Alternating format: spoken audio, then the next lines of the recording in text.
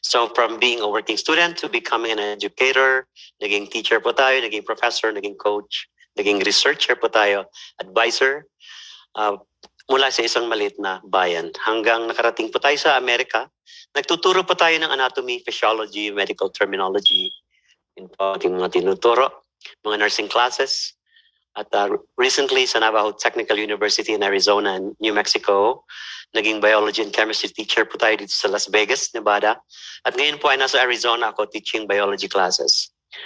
Okay, successful naman po ako sa aking profession, pero for the longest time, I would say napakarami ko pong struggles and painful experiences, okay, with my health. Since I was a child, laman po ako ng hospital, palagi po ako nagkakasakit until, I reached the age of 50s, close to 60s, until I found barley. Well, mamaya po ako sasabihin ko kung bakit. So I may be proud of my job being an educator because sabi nga pag teacher ka, it creates all other professions, di ba po, mentor roles. Kaling iwanan yung mga estudyante habang kayo nagtuturo, kahit ihing-ihi ka na. So that being said, nagkaroon po ako ng sakit sa bato, okay? Nag-stone former po tayo along with my other siblings. Parang sa pamilya na namin ang gano'n na talagang sakit mayaman, ha? Talagang sakit sa kidney. So, yung bato po na yan ay nagde-deposit sa ating kidney mismo at saka sa gallbladder. Okay? Yun po ang type of, yung oxalate stones po, yun ang kidney stones na the type of kidney stones I have. And sa kapatid ko na rin at saka iba ko pang mga kapatid. Yung kapatid kong sinasabi, yung dito ngayon, naka-zoom in po siya. And yan po naging cause ng death ng aking kuya at saka ng aking tatay. Alright? So for the longest time po, I had episodes of migraine headache. Alright? High levels of cholesterol. Tama po sila kaninang sinabi ni Mentor Robs na marami akong sakit. Inaamin ko yan at very proud kong ipapakilala yung mga sakit ko. Gastritis, migraine headache, high levels of cholesterol, diabetes, hypertension, acid reflux, and asthma. Oh, may tatalo pa ba sa akin? Sabay giging masakitin. So I have them all since then. But it became even worse nung pagpunta ko po ng US. Bakit po?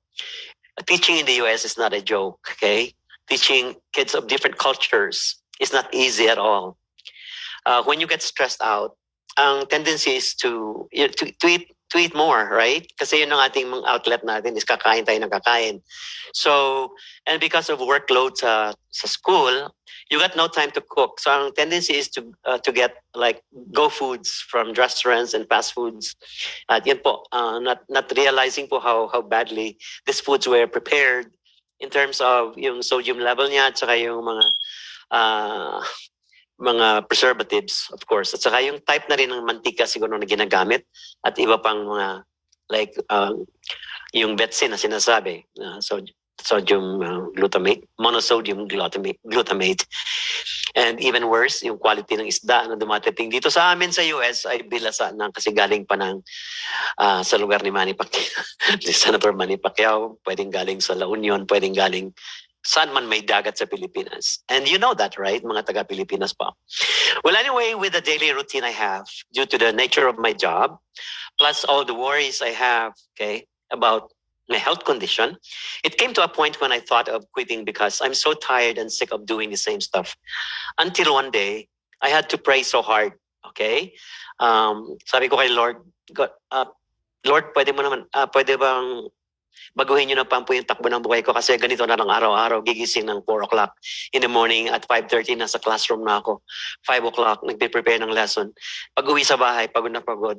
Yun, tutulog na and then gigising ng 8 o'clock, magle-lesson plan ulit. Parang ayokong tumanda ng ganito, Lord. So please, bigyan mo ako ng something to do na pwede pa rin makatulong sa mga tao. At least it's a new direction. Like being a missionary, sabi ko na lang, gusto ko na lang magpare, maging missionary. Kung ano ang pumapasok sa isip ko kasi nakakasawa na po talaga magturo, lalo dito sa ibang bansa. Alright, so, yung akin pong panalangin ay nadinig naman ni Lord. Okay? Dahil second week of February, ito po, yung kapatid ko, si Mentor Cecil Reazo Jiang, naging SAPAR executive na rin, at saka sa isang napakagaling na nanay talaga. Ilang taon lang yung agwat niya sa akin. Si mother mentor pa rin, Ruby elite executive, Antonina Canave. Yung dalawa pong ito ang naging instruments po bakit nakilala ko ang I Am Worldwide. Okay? My younger sister who works as a nurse in British Columbia, Canada, Mentor Cecil, gave me a call and mentioned about her joining a networking company about the products, okay? And mentioned about the products like organic barley powder, all right? At marami pa siyang binanggit. So including the business part of it. So sabi ko, teka. Well, at first, sabi ko naman, it wasn't a bad idea to try the product because I'm used to taking food supplements anyway. So mahilig po talaga ako sa food supplements, mga meds, okay? Especially if it's organic, yun palagi ang hinahanap ko. Kahit ko konti ang budget ko, maghahanap talaga ako ng organic. Kasi nga, alam yun ang aking background kanina, napaka masakitin ko. So it was an okay kind of thing for me na sabi ko, yes, I will take barley, okay? Maybe it may be the right one, sabi ko. So I've tried several food supplements for about 30 years, but I still ended up taking prescription medications. So, na-realize ko rin na itong mga medications dito, itong mga nire-reseta ng mga doktor ay synthetic ito. Okay? May negative side effects po siya. Aminin nyo man o hindi. Meron po yan. Which I completely understood. Kasi po, dahil na rin sa background ko siguro, kasi I took up nursing degree, okay, sa Philippines, plus my background in pharmacology at saka nag-PhD na rin ako sa biology. So, inaaral ko po yan. May physiology classes po tayo, may botany, at saka may anatomy. So, sabi ko, I may have to try this barley. It's an organic supplement anyway. Walang mawawala. Kahit mahal sa simula. Patutunayan ko na hindi pala siya mahal. At saka, fibrous naman siya. So, mahilig din pala ako sa mga gulay-gulay. So, why not give it a try? Sabi ko sa sarili ko. In short po, I decided to avail the business opportunity with high hopes that this could finally address my health issues and my financial concerns as well. After looking it up in the internet, in other words, like I said earlier, I signed up for two reasons. First was because of the product, to hopefully put an end to taking at least 7 prescription medications I have. So makikita niyo po dito, nakalagay ang lisinopril para po sa high blood pressure yan.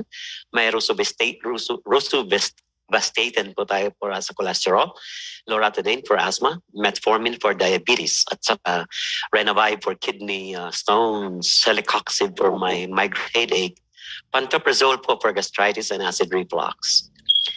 At sa totoo lang po, I'm very proud to say, ito mga gamot po na ito sa ngayon, or 5 months ago, ay nakakahon na po lahat. Hindi ko sila pinapansin, yung mga gamot na yan. Kasi nagtitake lang po ako ng 1 sachet of barley every day. Okay? They were all gone. Okay? Since I started taking pure organic barley in March 10. Nag-sign up po ako ng February 12 at dahil marami pang doubts at kung ano-ano pang research ang ginawa ko. Yun parang March 10 pa ako nagsimulang mag-take. I signed up on February 12, okay? It took some time for me to get the products. So while waiting for the package po, I had to do an extensive research.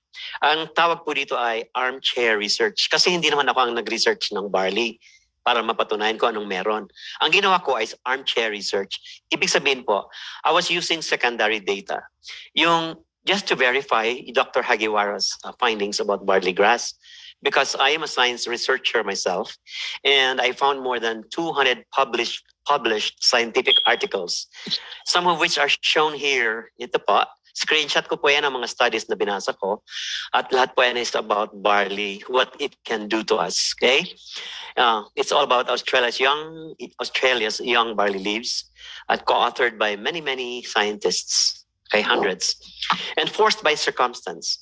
Ginawa ko po to kasi pinasukan ko na to, so I have to exert extra effort before I could confidently talk to my prospects and clients. Kasi iba rin po yung may alam ka. Kumbaga, hindi mo alam may masasalubong ka, tapos nabanggit na yung barley. Pag tinanong ka, ano ba yung tungkol dyan? Sabi, i-research mo na. Look it up na lang sa internet o manood ka na lang ng video. You will know what barley is.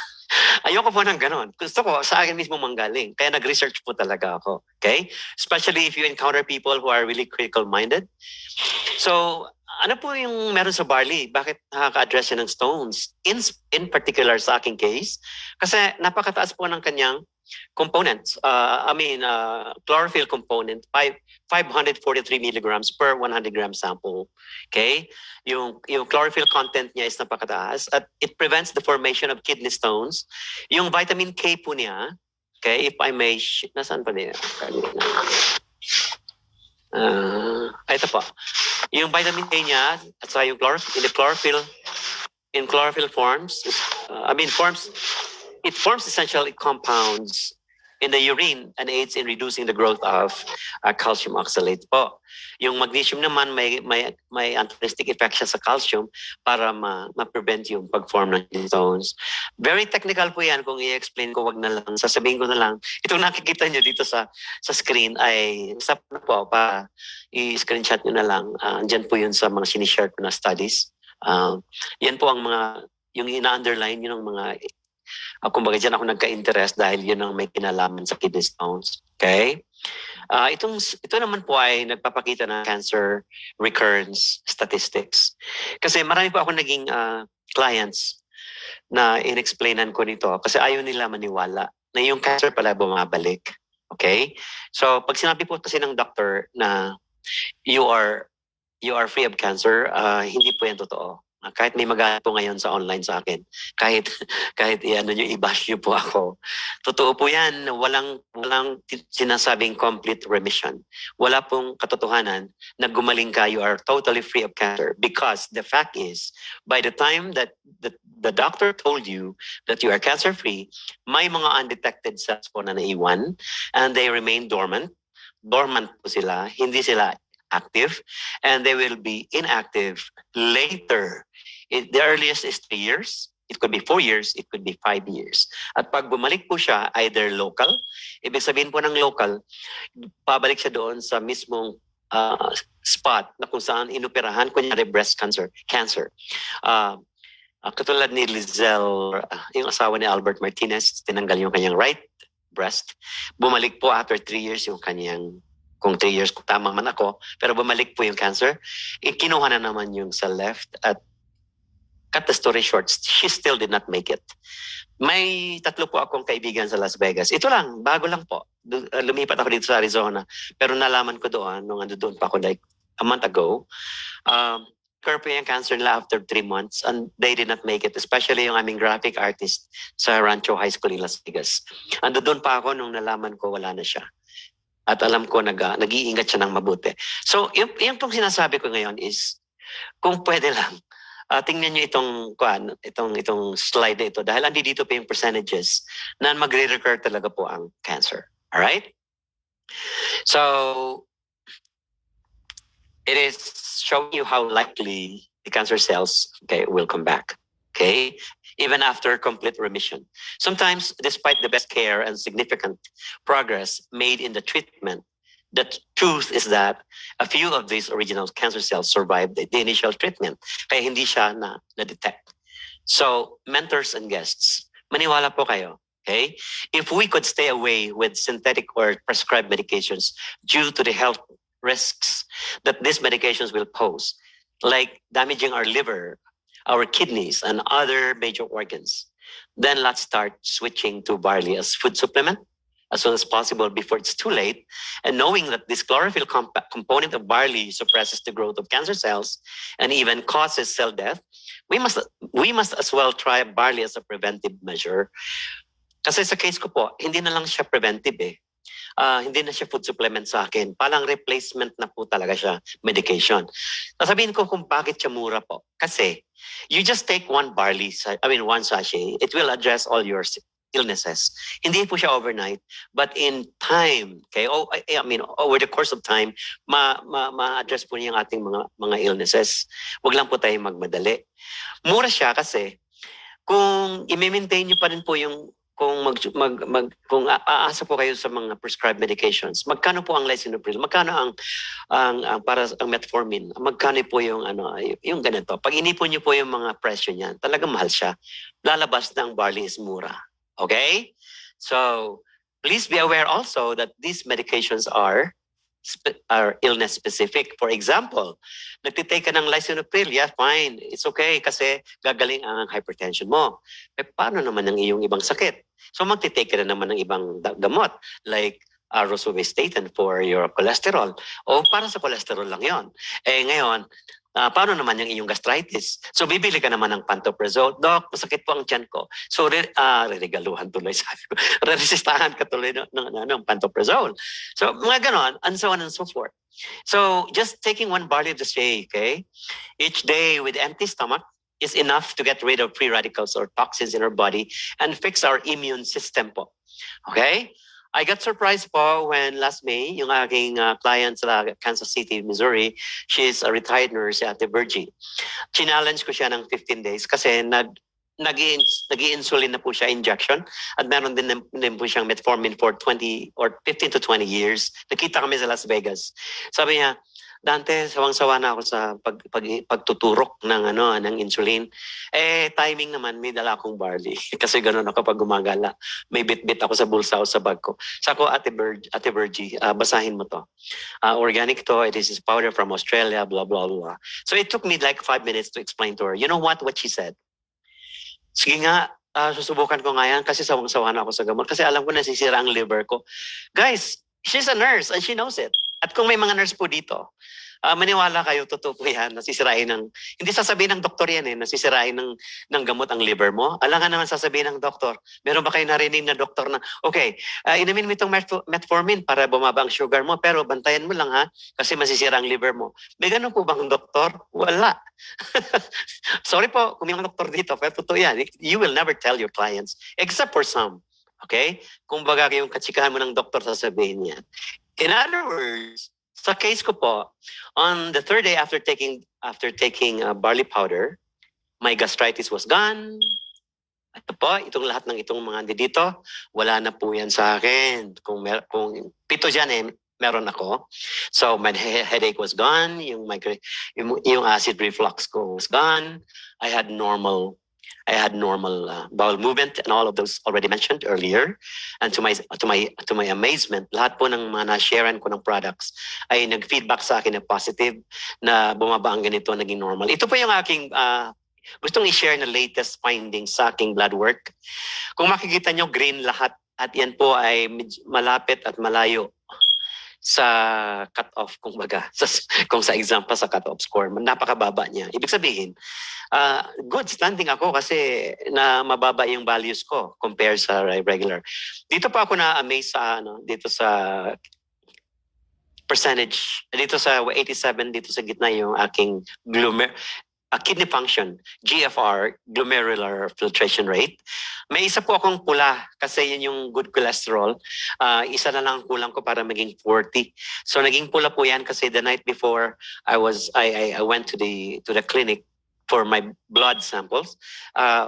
Nakiparty po ako. So pag party po ang sarap kumain kasi libre, kare-kare, you know what. Yan po ako, ganyan ang mga pagkain ko. Mga lechong kawali. Yan, sige tuloy. Nagkaroon ako ng pula sa aking findings. But anyway, wala na po yan ngayon kasi that was like months ago, alright? At telling me, I'm telling you this because, and sharing, okay, this information because pwede nyo rin gawin yan. Magpa-test po kayo, okay? Yung mga gamot po na ininom natin na may mga contraindications po, may mga drug interactions. Pero yung barley po wala. At nakita po ninyo dito nag-equalize na lahat, kumbaga nag-normalize na lahat. Okay. So isang reason naman po, ayan po ang aking blood pressure. Nagsimula ako sa 132, 140, gano'n, 191. At yan po yung 1 week ko na record.